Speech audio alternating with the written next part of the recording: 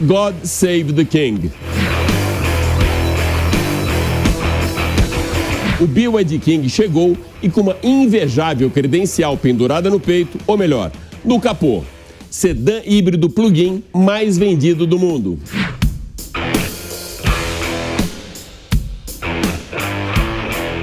O Máquinas na Pan dessa semana vai mostrar para você os principais destaques do lançamento, com análise do BYD King e entrevistas diretamente do Allianz Parque e mais. O jornalista Jorge Moraes narra sua experiência ao receber o Explorer One, o super navio da BYD que atracou no porto de Suape, em Pernambuco. Gabriel Maia, do canal Amigos por Carros, traz uma análise bem interessante sobre a Fórmula 1 atual e o que podemos esperar da mudança de regulamento prevista para 2026.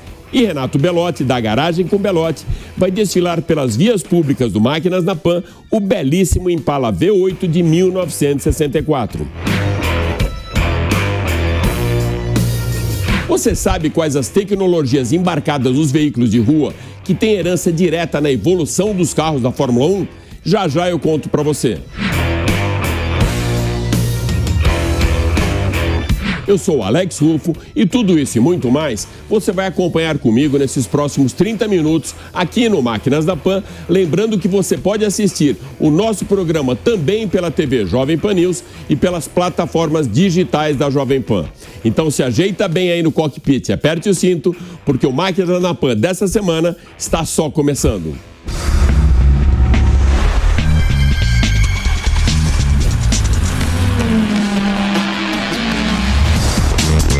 Máquinas na Pan.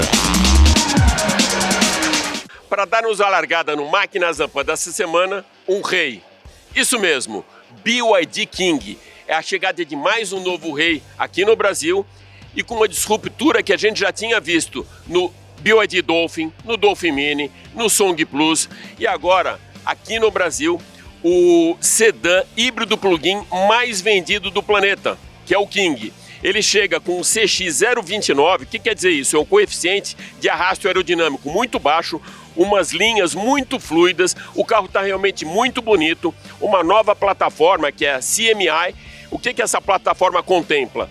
Muito espaço interno, muita tecnologia, muita conectividade e essa beleza aqui que você vê do carro, que já faz marca da parte da assinatura com o Wolfgang Egger, que é o designer conhecido aí, que faz essas belezas. Já fez o Seal, está fazendo esse aqui também e com mais uma grande evolução dentro do mercado. A gente tem um line-up hoje da BYD muito eclético, que começa do Mini, lá por volta de 115 mil, uma faixa mais alta do Tan e o Ram, e agora chega um sedã híbrido plug-in para brigar com uma faixa de mercado, onde um dos players desse mercado a gente sabe que é da Toyota, o Corolla, com preço mais baixo, com um valor muito competitivo de mercado e com muita tecnologia embarcada. Então o que eu vou mostrar agora para vocês é a parte interna do carro, toda essa conectividade, tecnologia e disrupturas mais uma vez aqui da BYD. Então vou mostrar para vocês a parte interna aqui do King, vamos lá. Olha, mais uma vez, a gente sempre fala isso, desse line-up completo e cheio de tecnologia. Tela giratória, os comandos aqui muito à mão, um pacote de design e também de tecnologia muito próximo do condutor, que facilita muito todos os comandos. E aí uns detalhes aí de som, de suspensão que eu vou passar agora para vocês. A cabine é bem espaçosa e isso já é reflexo da plataforma DMI. A exemplo do line-up da BYD, o King traz também a tela rotativa, Android Auto e Apple CarPlay, conexão com internet e à frente do condutor, um painel de instrumentos LCD de 8,8 polegadas. O seletor de câmbio é eletrônico, com botão rotativo, e os comandos de voz fazem parte do sistema do cockpit inteligente do sedã, que chega ao mercado em duas versões, BYD King GL e BYD King GS. A principal diferença entre elas é o tamanho da bateria. No modelo GL, ela é de 8,3 kWh e no modelo GS, de 18,3. O sistema tecnológico do King traz ainda monitoramento direto da pressão dos pneus, saída de climatização traseira, controle de cruzeiro, espelhos laterais elétricos e retráteis, além de 4 portas USB-A e tomada 12 volts. Como itens de conveniência e segurança, carregamento por indução para smartphone, assistente de partida em rampa, controle de cruzeiro, sensores de estacionamento, câmera 360 e compatibilidade com cartão NFC. A direção é elétrica e o King ainda tem frenagem inteligente, controle de tração, controle de desaceleração do freio de estacionamento e distribuição eletrônica da força de frenagem. O porta-malas é bem espaçoso, são 450 litros. Uma das coisas legais é isso aqui. A gente viu lá na China pela primeira vez, é o karaokê embarcado. E sabe que muita gente se reúne no final de semana, em família, só para brincar com o karaokê. É um sistema totalmente integrado ao áudio do carro e que traz aí mais essa experiência. A gente sabe que parte da experiência ao conduzir principalmente um carro eletrificado é o silêncio, é o conforto, é a suspensão e agora também um pouco de diversão. Depois desse overview geral do carro, eu conversei com o consultor especial da BYD, Alexandre Baldi, que sinalizou os principais destaques do lançamento do King e também o preço. Vamos acompanhar. BYD, ela já é patrocinadora oficial da Copa América, também da UEFA Eurocopa e agora aqui o novo rei chegou. É isso, né, Baldi?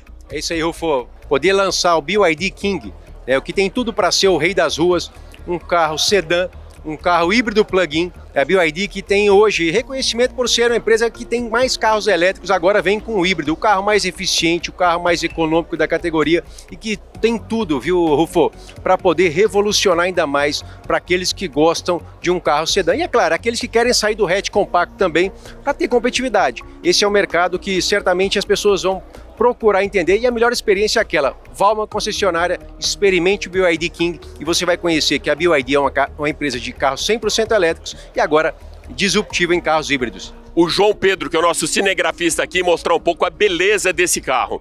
O carro tem um coeficiente aerodinâmico, um CX029, que é muito baixo, numa nova plataforma de EMI, que isso traz muito espaço interno, também eficiência energética e tecnologia. Certamente esse aqui vai ser um sucesso também, não só pela beleza, pela tecnologia embarcada, pela nova plataforma, mas também para o preço. Realmente vai arrebentar o mercado nesse segmento, vai impactar mais uma vez, a exemplo do que aconteceu com o Dolphin, a exemplo do que aconteceu com o Song Plus, o King agora chega. Tem mais uma coisa que eu queria que o Baldi falasse pra gente, dessa tecnologia embarcada, que é o Intelligent Cockpit, que hoje, esse pacote todo as pessoas pensam, né, Baldi? Olha, vem com tanta tecnologia que essa vez vai chegar um carro caro. Não é nada disso, continua preço democrático, o melhor preço dentro do segmento e com mais tecnologia.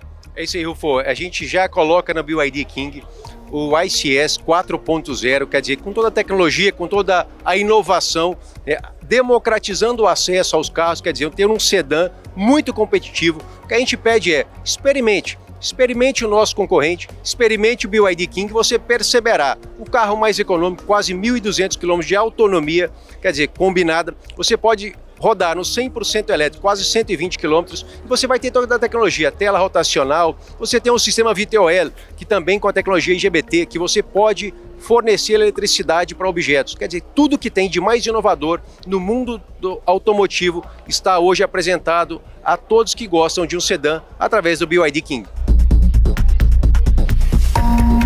Ele fala muito de democratização dos preços. E a gente sempre imagina, não, essa é a crista da onda, já já os caras vão relaxar, nada disso. Esse aqui veio realmente para impactar para mim, ainda mais que veio o Dolphin Mini, ainda mais do que quando chegou o preço do Dolphin, o preço que está chegando agora o King aqui no Brasil, nessa faixa de mercado, sendo o sedã híbrido plug-in mais vendido do planeta, recheado de tecnologia, pelo custo que está hoje, o preço do King. R$ 169.800. E na versão Premium, que é a versão GS, ela sai por R$ 187.800. Sabe quem que é o protagonista da campanha? O Rei Pelé.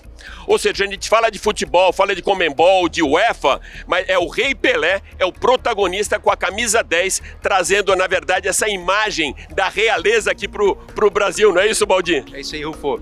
A BYD vive esse momento de unir a paixão ou as paixões dos brasileiros e de todo cidadão no planeta, que é o carro e o futebol. Patrocinadora da Copa América, patrocinadora da Eurocopa, você pode ver lá nos fanzones na Eurocopa pela Alemanha, em várias cidades, e nada melhor do que ter o Rei dos Reis, podendo apresentar nessa simples, não posso dizer nem que analogia, porque jamais nós poderíamos fazer uma menção como essa, mas ter os reis dos reis do futebol mundial, que é conhecido por todas as partes do mundo como o Rei Pelé, podendo estar com o BYD King para poder ser possivelmente o novo rei das ruas.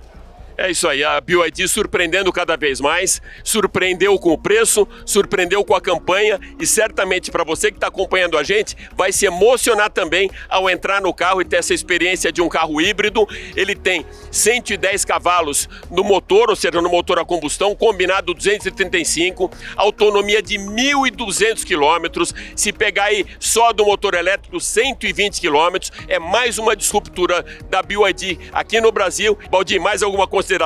Não, é isso aí, Rufo, é apresentar um carro que é o dobro da potência, com mais economia, 50% a mais de economia, quer dizer, é tudo que o brasileiro mais gosta. Eu vou reduzir despesa de combustível, eu vou ter o que tem de melhor na tecnologia, eu vou ter o que tem de mais forte na potência, para poder entender que o BYD King certamente experimente, porque vai valer a pena.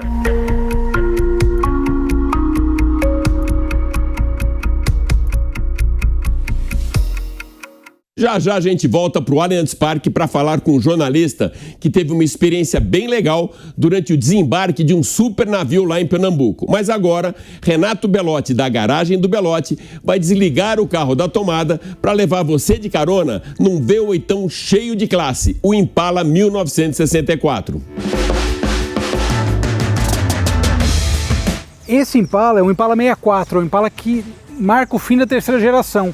Então a primeira geração começou em 58, veio a segunda na sequência e depois a terceira geração em 1961. A dianteira com esses 4 faróis tem uma personalidade própria, foi aí que eu comentei. Outro detalhe legal, esse símbolo da Chevrolet, a gravatinha azul bem aqui em cima da grade. Outra coisa interessante, o escrito Chevrolet, se olha os Opalas aqui no Brasil, eles têm o mesmo estilo. Outra coisa interessante é que ele traz a caixa de roda grande, né? Então o pneu ele fica meio perdido lá dentro, mas é um estilo dos anos 60 que agrada e que chama atenção justamente por conta disso. O detalhe da traseira com essas lanternas, são 2 conjuntos e 3 lanternas, então são 6 lanternas. É um conjunto que ele é harmônico e faz muito sentido aqui para esse carro. Então o estilo dele todo é algo muito próprio. Vamos falar da parte interna, mostrar o porta-malas também, que eu sei que o pessoal gosta bastante. Olha só o conjunto ótico, que legal o porta-malas aberto. Parece o do Opala mesmo, né? Um pouquinho menor, mas ó, charmoso, né? E para quem gosta de porta-malas, sempre gosta de ver nas matérias, isso aqui, ó, há instruções para trocar pneu, gosto bastante. E ó que legal, o tamanho desse porta-mala realmente cabe muita coisa. Olha que beleza. Olha que maravilha, ó. Uma coisa que sempre alegra, né, no meu caso, que eu vou gravar as matérias, né? Banco inteiriço. Cara, banco inteiriço é uma das coisas mais legais que existe, é o banco inteiriço. Vou até fechar aqui. Olha o charme da maçaneta. Luzes, limpador de para-brisa. Aqui, ó. Start, né, da partida. As luzes, é bem simples o painel, não tem tantas coisas, né? Esse rádio também de época. Uma coisa que eu adorava, que me lembra, é Christine. Aliás, Galaxy eu sempre gostei por conta disso. Christine, o carro assassino, assistam, tá no Netflix. E aqui, meus amigos, o famoso 283. Primeiro motor, um small block, motor de entrada dos V8, com seus 4,6 litros e 220 cavalos.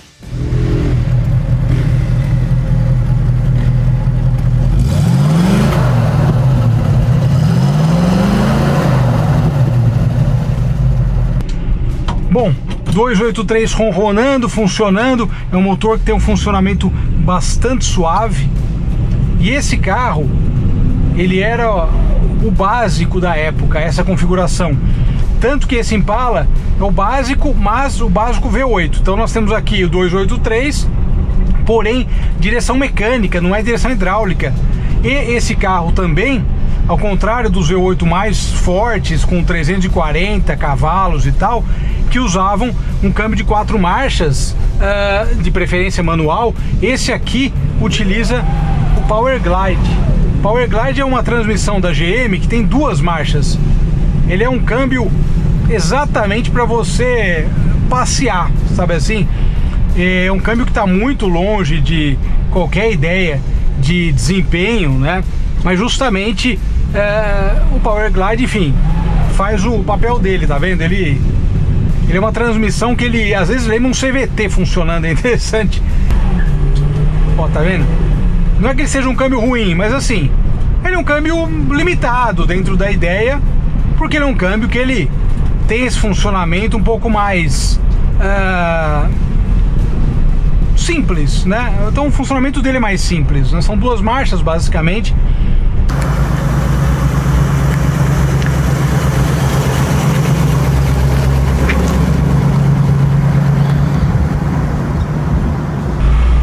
Você vê que ele, né?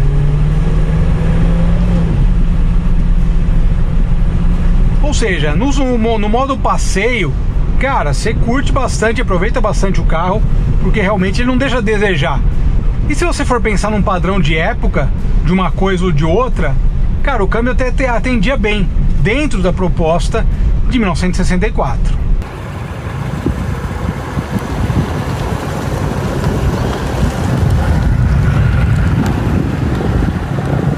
Um grande abraço a todos, nos falamos.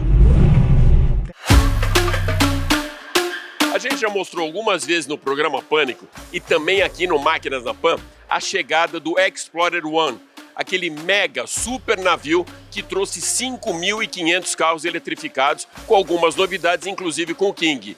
Eu não estava lá, usei imagens de cobertura, mas tem um mestre do jornalismo automotivo que estava lá e é ele que vai contar pra gente como foi essa experiência. Meu parceiraço Jorge Moraes. Tudo bem, Jorge? Tudo bem, um prazer falar com você, audiência da PAN, viu, Alex? Vamos lá sim, Swap. E já vai estar com a gente no Pânico também, né? Certamente, ansioso aí para contar umas histórias, né? Ansioso. Vamos lá, como foi essa experiência? Conta pra gente como foi isso, ver a chegada do navio, o desembarque, essa mega estrutura. O navio chegou na madrugada, né, no Porto Swap. Contactei meus amigos, inclusive os práticos que trabalham lá. Quando a gente conecta uma audiência regional, facilita quando a gente comunica isso, né, gente? E aí você vê aquilo que você pontuou aqui, 5.529, se eu não me engano, carros sendo desembarcados do Explorer 1. Um navio com 199 metros de comprimento. Aliás, imagina uma carreira de 199 metros.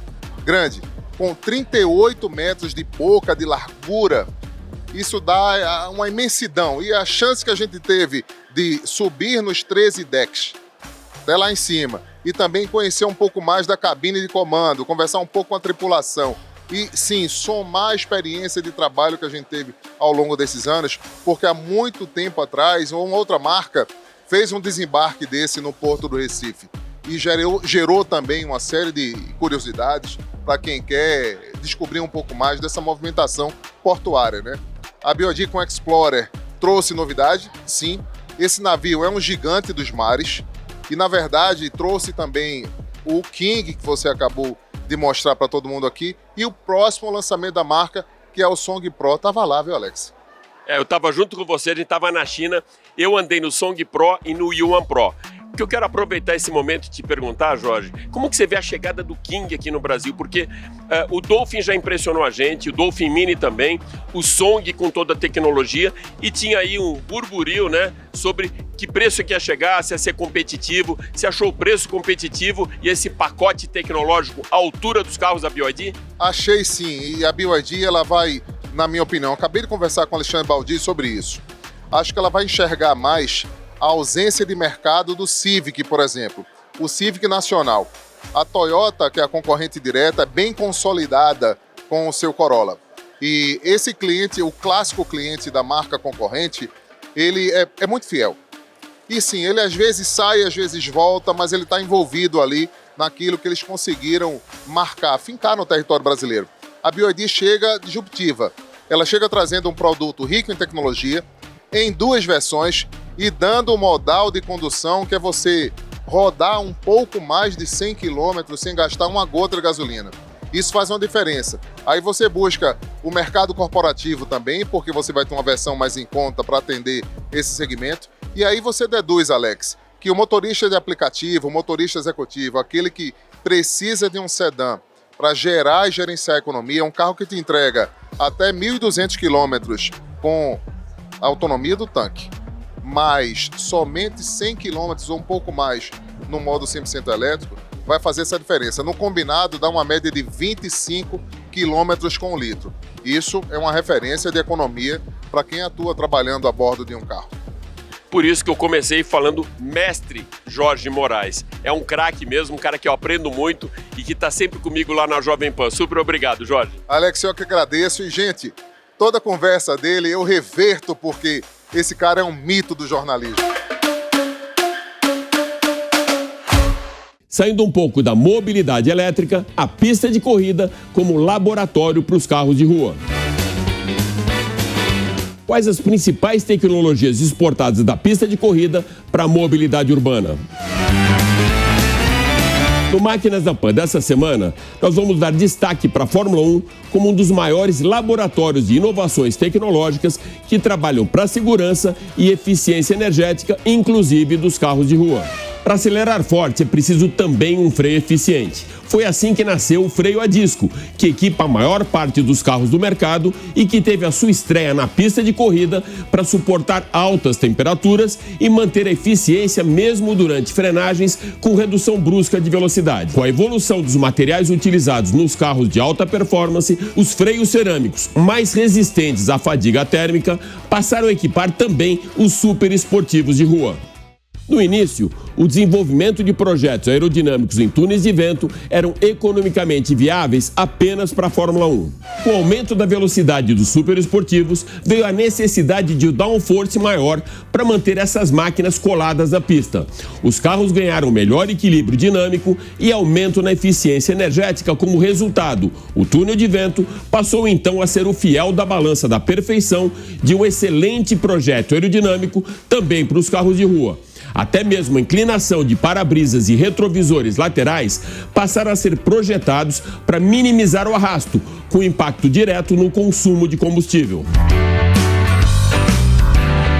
A eletrificação de motores com alta performance e novas tecnologias foram para a pista pela primeira vez com os carros de Fórmula 1 e protótipos das 24 horas de Le Mans. O crescimento exponencial dos carros de emissão zero é sinalizado pelo alto volume de veículos eletrificados nas vias públicas, com consequência direta na qualidade do ar e preservação do meio ambiente. Baterias com maior carga e melhor rendimento e veículos mais seguros com maior autonomia fazem hoje, tanto dos elétricos ou híbridos, o segmento com maior crescimento na indústria automotiva. A Fórmula 1 também trouxe novas tecnologias para as ruas, como herança do desenvolvimento da Williams FW14, pilotada por Nigel Mansell e Riccardo Patrese em 1991 e 92. O FW14 é considerado até hoje o maior avanço tecnológico de um carro de Fórmula 1. Com ele foram desenvolvidas a suspensão ativa, a telemetria com controle do mapeamento do motor e o próprio câmbio CVT, que permite a troca de marchas de forma progressiva. Para finalizar, as duas maiores evoluções tecnológicas têm impacto direto na segurança. O ABS, que impede o travamento das rodas durante a frenagem, e o controle de tração, que trabalha para a segurança ativa dos carros com ganho na estabilidade e dinâmica do veículo. Vamos continuar agora na pista com mais um piloto para o nosso grid. Gabriel Maia, do canal Amigos por Carros, que vai abordar alguns temas bem interessantes sobre a Fórmula 1. Gabriel, a gente já viu equipes de Fórmula 1 que conquistaram alguns títulos na sequência, mantendo aquela sazonalidade imbatível na categoria.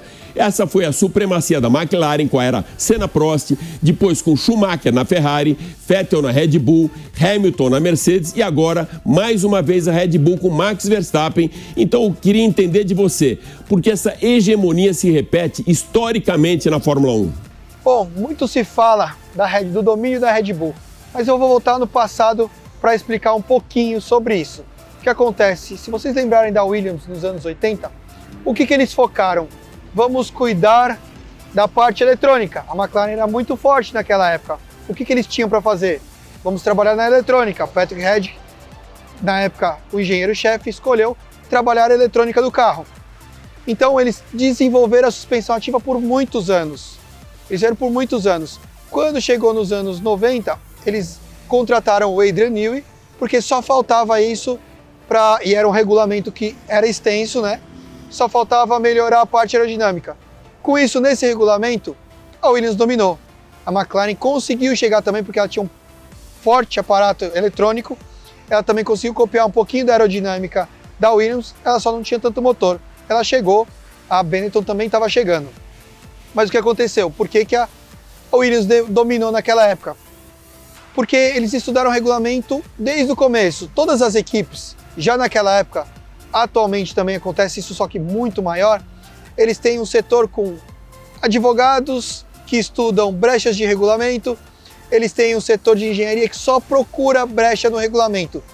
Então, quando você vai entrar no regulamento, eu vou usar um exemplo agora da Red Bull, né? Quando a Red Bull já veio estudando anos antes, quando ela soube que tinha esse regulamento, ela contratou o Adrian Newey, eles começaram a estudar a aerodinâmica para esse ground effect, que é o efeito solo. Então eles já vieram muitos anos estudando. A Mercedes, por sua vez, acreditou muito que ela usar aquele efeito Coanda, né? Que é quando você passa a colher assim, ela resolveu, água, se você pegar a colher e colocar na água, ela vai passando assim, isso é um efeito Coanda, então era o zero pod. A Red Bull também viu que o zero pod dava certo, mas o Adrian Newey resolveu ir para outro lugar.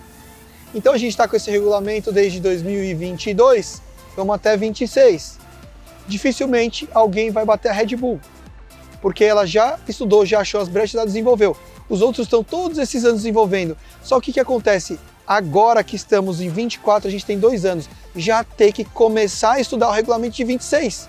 Se as equipes estudarem o regulamento de 2026 e começarem a desenvolver o carro agora para o regulamento de 2026, aquele que achar brecha no regulamento vai se dar melhor, vai sair na frente e as outras equipes vão demorar alguns anos até chegar. Quais as próximas mudanças com o novo regulamento da Fórmula 1 previsto para 2026 e o que a gente pode esperar também desse novo momento da categoria? Para 2026 os carros terão algumas mudanças, eles vão ficar mais fluidos, né? Então eles vão ter menos drag significa menos arrasto.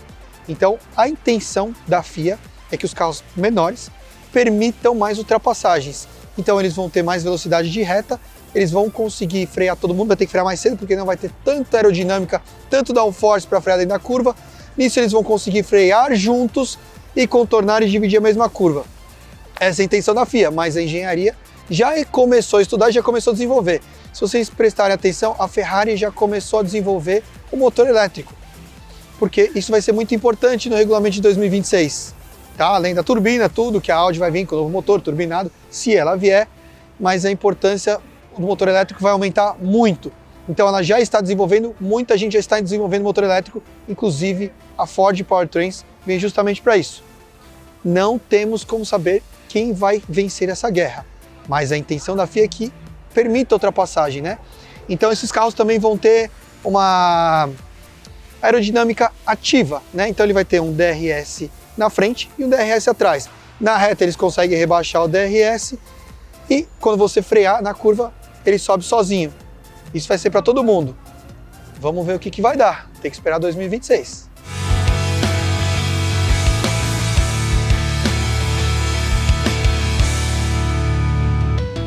É isso aí. O Máquinas da Pan dessa semana fica por aqui, mas vale lembrar que você pode acompanhar toda a nossa programação em vídeo pela TV Jovem Pan News e pelas plataformas digitais da Jovem Pan. Super obrigado pela sua audiência e até a próxima. Valeu!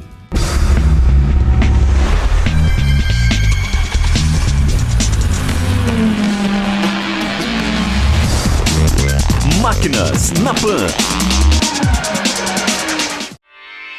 Realização Jovem Pan News.